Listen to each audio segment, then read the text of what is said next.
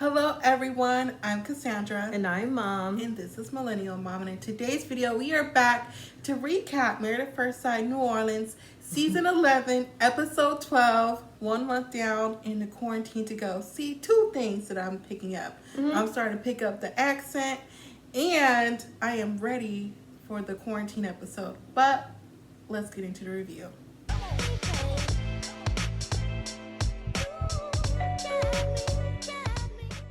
Before we start the review, I just want to thank all our subscribers who wished me a happy birthday. I really appreciate it. It was very heartfelt. So thank you to everyone who gave me those wishes. That was so nice of you all. It was nice. Well, getting back into the review, something that was also nice was Woody and Amani. Of course, Woody is in the kitchen cooking for his queen, got the flowers in the refrigerator. You know, they have been giving us really nice, genuine scenes, but that doesn't mean I don't still have my third eye on Woody. Okay. So they're basically budgeting in this scene, and we found out, which wasn't really a surprise, that Woody is the big spender of the two. I'm not surprised because remember in the beginning his friends was like he liked to look good, he wants sweets to look good, they have to look good together, so that doesn't surprise me. So when they're starting to look at the budget, they're like, so how much do you want to spend on date night? Woody was like, I don't remember the exact amount he said. It slipped my ears, but Amani was like, that totals up to $600, and we're not spending $600 a month on dates. We can go to the movies, go to the bar, we can do something. I'm like, what can you do that's $600 a month worth of dates? Well, Week. Depends on where you live. I mean, look where we live, and that's easy to spend if you're trying to big budget. You can go to the PTs down the street.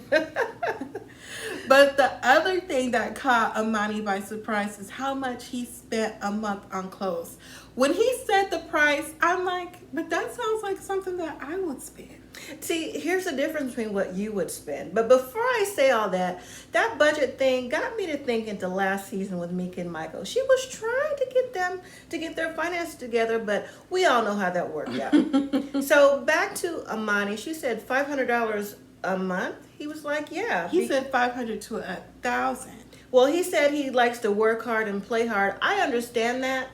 But the difference between you, which you mentioned, is you're not married. And you don't have to budget your finances. When you're married, things need to go into the same pot for household bills, stuff like that. So you know what's left over, because I believe they also were talking about a dog and getting a house. So maybe they want to budget that type of strategy too. Isn't that funny how it came back around to wanting a dog?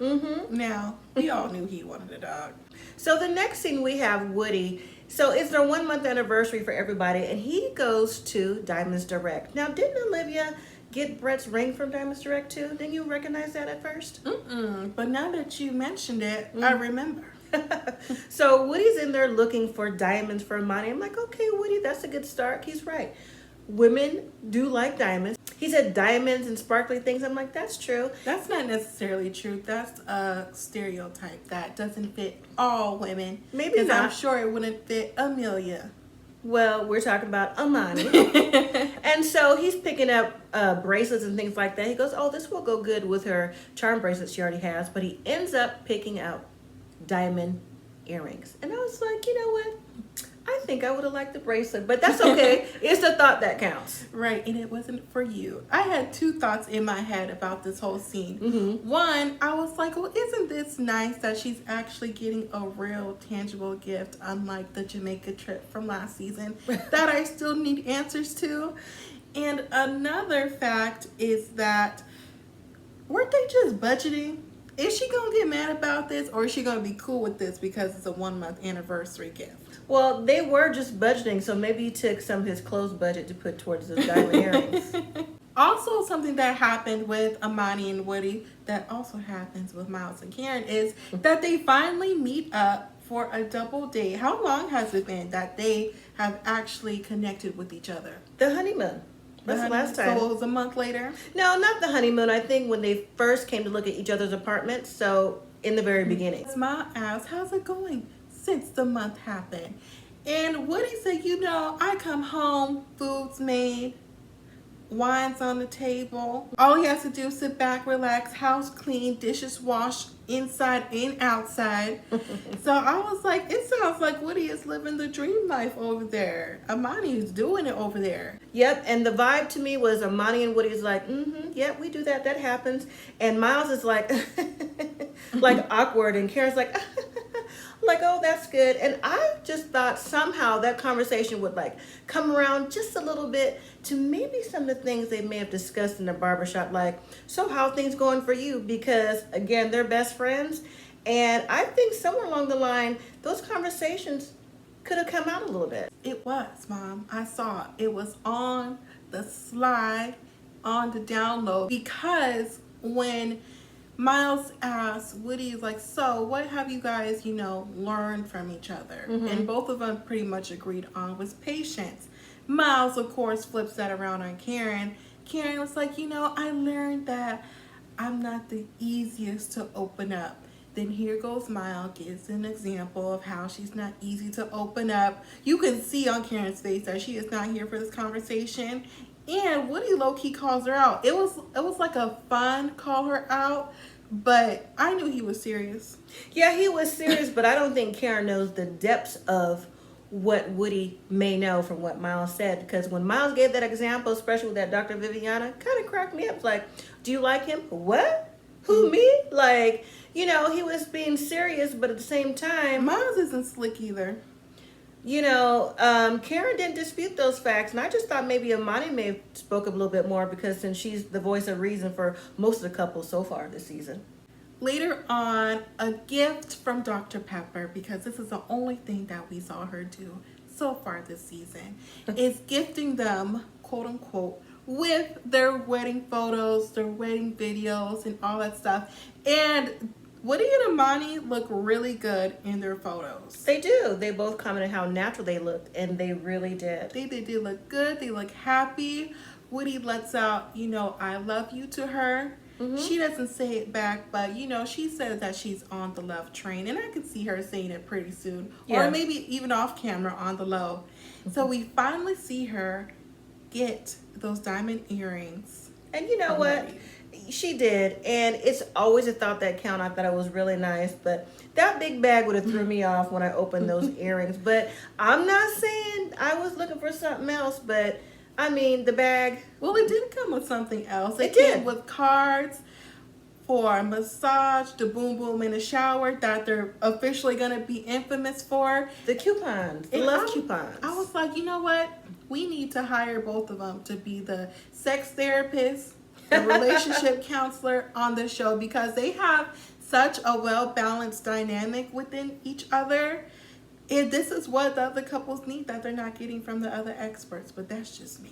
Connecting with the besties, we're gonna move on to Karen and Miles. And you know what? Their beginning scene, I was like, are they having a connection outside on the swing playing Two Truths and a Lie? I mean, they look like they were trying to, or was it Miles trying to get Karen to open up to do something? But they did, and I was like, okay, it's a small start, but I don't know if I believe it yet. It was, but you know what was the funniest thing to me? I think probably behind Amelia and Bennett, that we'll get into later of this whole episode, when they finished the scene and Karen is the one who lost the Two Truths and a Lie game. Can you imagine if he actually told the truth and said he was in ballet? Do you think she would leave him right then and there? I don't know. Karen's subjective to what she will and won't stay for, so I don't know. But she lost the game. Her dare was to get a tattoo. And she was like, oh, but tattoos are such a commitment. They're so permanent. He was like, yeah, like the commitment you made to get married with me, because this is endgame for me. I was like, ooh, Miles. I was like, that was a mic drop right there, because that's true. I'm like, is this you? Because this don't look like the same Miles I saw last week. My jaw dropped when he said that. So for their anniversary gift, Miles wrote out this whole note for her saying, basically about Black love, talking about Martin, Gina, Cliff, and whoever else from Claire, the Cosby Show. I don't know. Before your time. I'm millennial, so I don't know.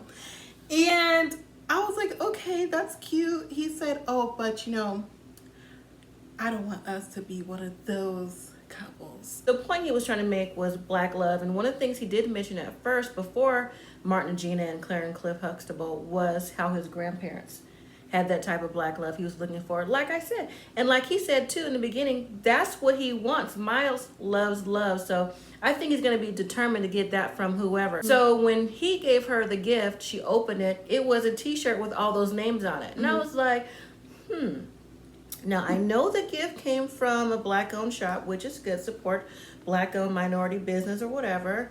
But I don't know if I would wear the shirt of those couples on it. I mean, I don't know if I would. I think it'd just be a keepsake for me. You would have gave the Karen chuckle. Well, I'm nicer than Karen. It would have been a keepsake for me. So I don't know, honestly, what he could do to make her responsive to the things that he's doing. So later on, we finally see them look at their wedding photos and their videos and their vows and stuff. What you just said just reminded me. Didn't she say when she was reading her vows that he needs to be crying when she was reading them? You know what? I don't remember what she said, but I'm back to Miles. Like, he mic dropped twice for me on this episode because when he said, you look like you was scared in these wedding photos. I wonder why. And then she went back to the, oh, well, yeah, that's when I learned that's who you were. And the look on his face was like, and you can't blame him. It? Yeah, and you can't blame him because to me and a lot of our subscribers think that may have been the beginning of the reasons why, part of the reasons why Karen isn't here for Miles, just from what she saw on IG, and we still want to know what that was. When she was reading back her vows, I believe she said, hold on, let me get this right. She said that she still has a long way to go because she's still trying to be her true, authentic self. And she said she felt like that she's been doing that so far. And I was like, I haven't seen it. Have you seen it? You know what? I just really don't want to come across this way to you all. But I have to say, I rolled my eyes at Karen when she said that. Because if this is your true, authentic self, this is how you mean to treat someone. Oh, sorry. The best version of herself. Okay. This is how you treat someone from the very beginning. From the signing up to the show to marry a stranger, to discounting him from the IG, to stranger bracelets, to using the buzzwords of unsaved, to I don't know, and you know. And someone also pointed out, like, if Karen really lives there, why she have to knock on the door to get in? I'm just saying. Well, you know what? They said that they're happy that everything wasn't all sunshines and rainbows and gumdrops. Well, it's not, because that's for Amelia and Bennett. Let's move on to, I believe, Mom's new favorite couple, Olivia and Brett. So we start off with Olivia talking to Brett saying, you know, it seemed like you had a problem with the problems I brought to you. And even though I don't like Brett, he cracked me up because he said, no, it seemed like you're the one who had the problem. I was like, that's not how this works, Brett. You know what? This is how this works. First thing in the morning, they're trying to have breakfast, and that's the first thing she brings up. Yeah. You know, Olivia, before I start, I have never really been Team Brett because just his vibe. But now that we've seen the show progress, Brett is sarcastic. Some people naturally are. I'm not saying this right, but Olivia has become just as sarcastic, pushy, overbearing these last few weeks. And if you really want to get past something, and if you really want to involve the experts, that shouldn't be the first thing you talk about in the morning. So now they get on the call with Pastor Cal, right? She's telling Pastor Cal all the events that happened and how she feels, and Pastor Cal's just looking like, okay, well, why do you feel that way? And Olivia doesn't really have a direct answer. She's just like, I just don't know. He just seems like a different person off camera than he is on. Like, off camera, he's genuine and this and that. Well, let me slide in before you continue on your rant. I was thoroughly shocked when we saw them off camera and they were all hugged up. Okay. He's scooping her up in her arms. And I like Olivia. I'm not Team Olivia, but I like Olivia. I'm mostly on her side. But this part kind of threw me. I was like, it kind of doesn't really 100% seem like there's a genuine problem. Yes, I can see the problem of how you feel like he's not being authentic on camera, because I can feel that too.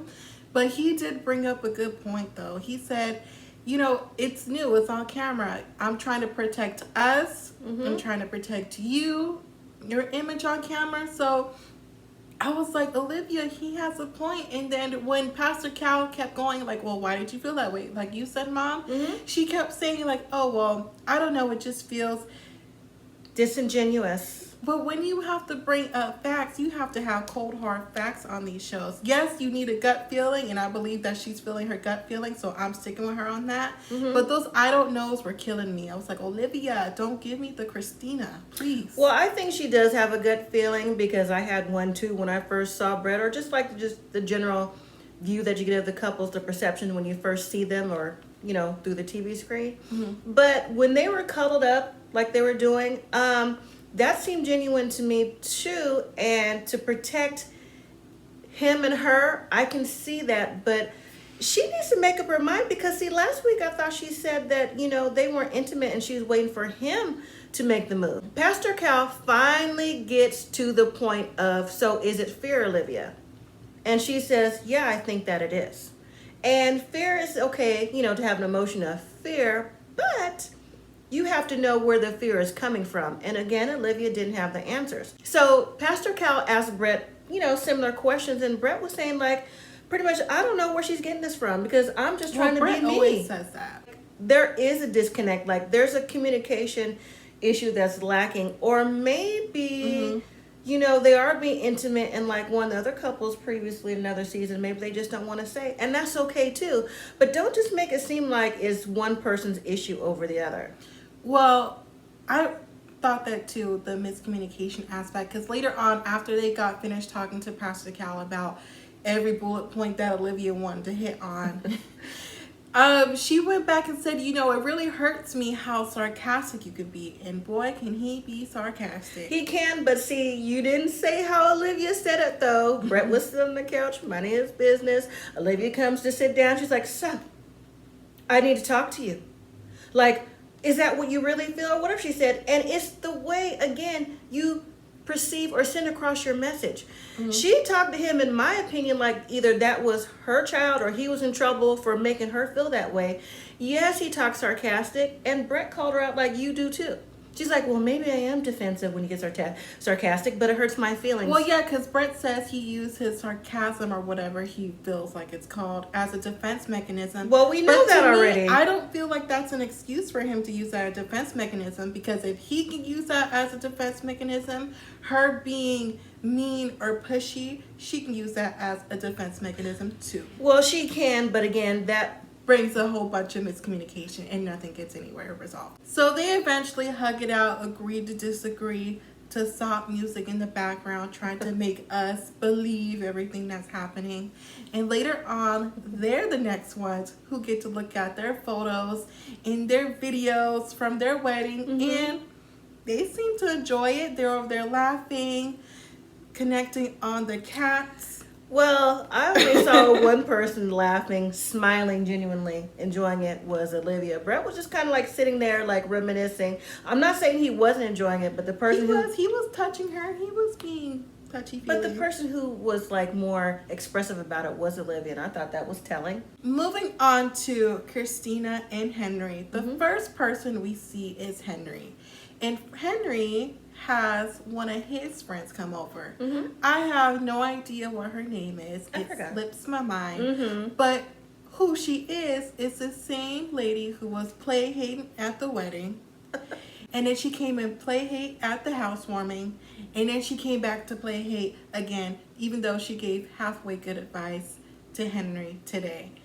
Because Henry wanted to release all his emotions and energy, just talk to someone about what's going on between him and Christina, about how one of her deal breakers is him lacking confidence. And then once again, he went through all his bullet points of what he was saying. And she was like, you know what? That's not you having a lack of confidence. That's just you being you. And if she can't accept that, then, you know, you guys don't need to be together and all this other stuff.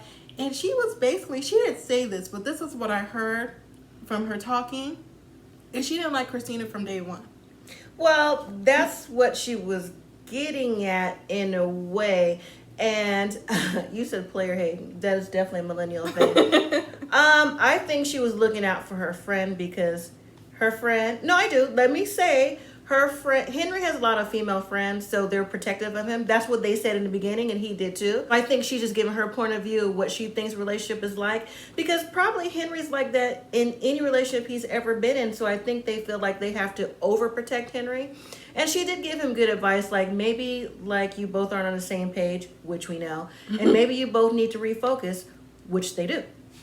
But Henry was upset about his deal breaker, but he always is. And I just think that I know he wants to try, and Christina wants to try too. I mean, we hear it every week and we'll touch on it again. But I just don't think that's something that Henry can get past with Christina, because he already doesn't like a lot of things about her personality.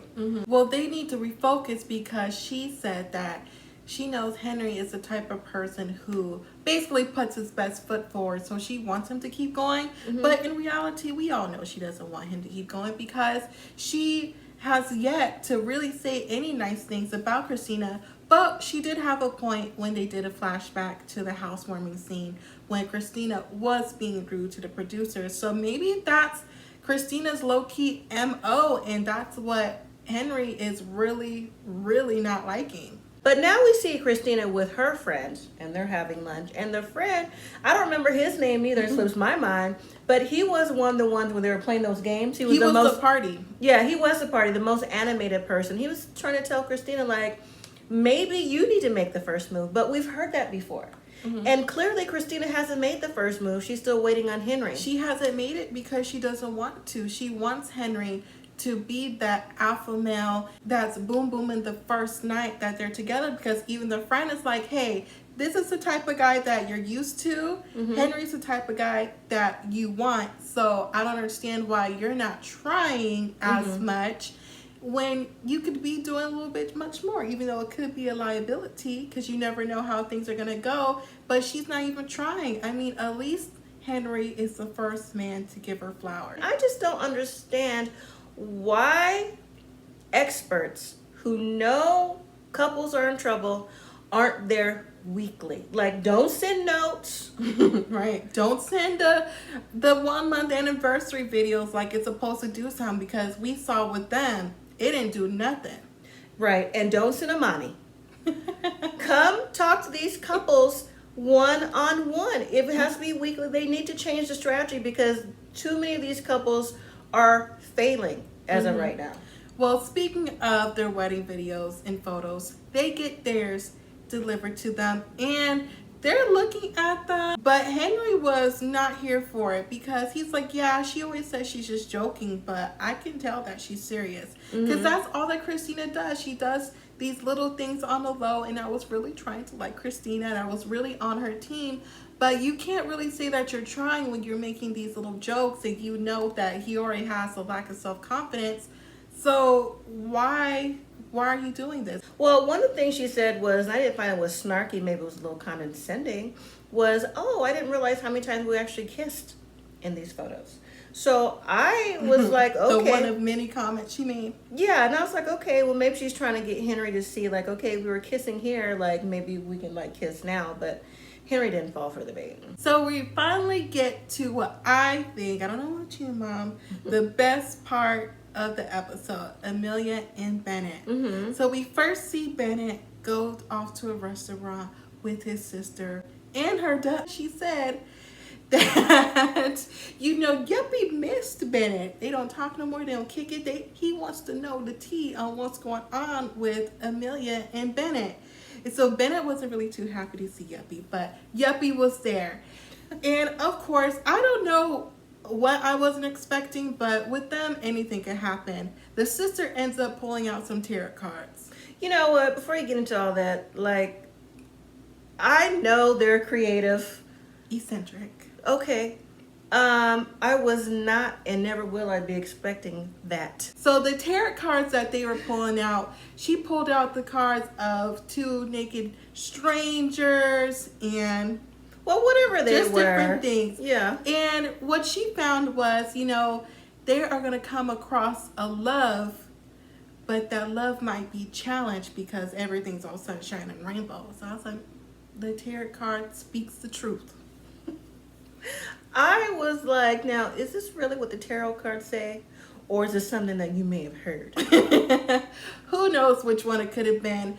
But Bennett eventually goes on to say, he can see that, but he also believes and feels that he is falling in love with Amelia. And this just warms his sister's heart and Yuppie's heart because they are both just so ecstatic. And she said they are soulmates, twin flames, and they are burning as one, and they are going to be together forever. I don't see them being together forever, but I can definitely see it happening for right now. Later on, we move on to Amelia and her friend at the restaurant.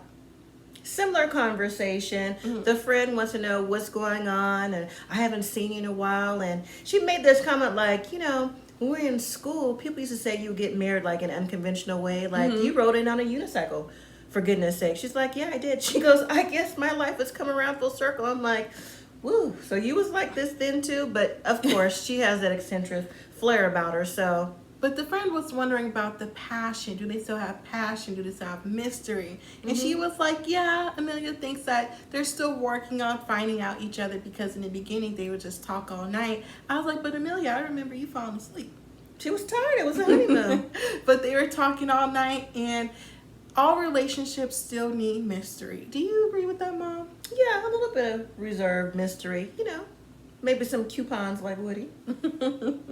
Yes. So later on, for their date, for their pre-1 month anniversary, they go on a hike. And this hike is going to be special for Bennett because he's going to finally tell Amelia that he loves her. And you know what I found that was interesting? And maybe I'm reading too much into this. What? But off camera, he told her that he loved her. And he said that she didn't get a response. But when he turned the camera back on, she gave him the response on camera. She did. So what'd you find interesting about that? Was she being genuine? Was she being sincere? What the tarot card said. When they get back to the house, Bennett gifts Amelia with the blender.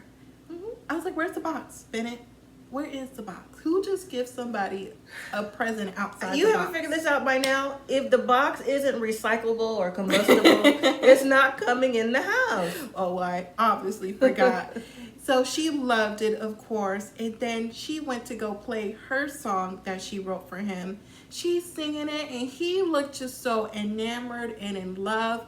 I just loved their whole entire scene this episode. Yes. It felt so good to watch. And then we see them doing their 1 month anniversary videos and photos from when they got married. And I was like, he could have wore that hat.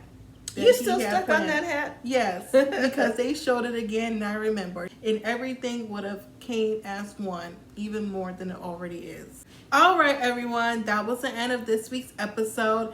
And I was pretty shocked by Miles and some of his sly comments that he was making on the low. But I peeked him because I already had my eye out on him. But now it's poking back out, especially what's going to happen in the upcoming episodes. I am definitely ready. Well, the upcoming episodes definitely give us a different perspective of all the couples, including the front runners. So finally, we're going to get to the nitty gritty to see how they're really getting along or not. Well, thank you everyone for watching this week's episode. Make sure you leave a comment down below to let us know what you guys thought because all your guys' comments are super funny and very informative. So make sure you leave those down below. Once again, thank you all so much for watching. Make sure you give this video a thumbs up. You become a subscriber to our channel because we are coming out with more videos very, very soon. Thank you all for watching. And as always, live simply. Be grateful.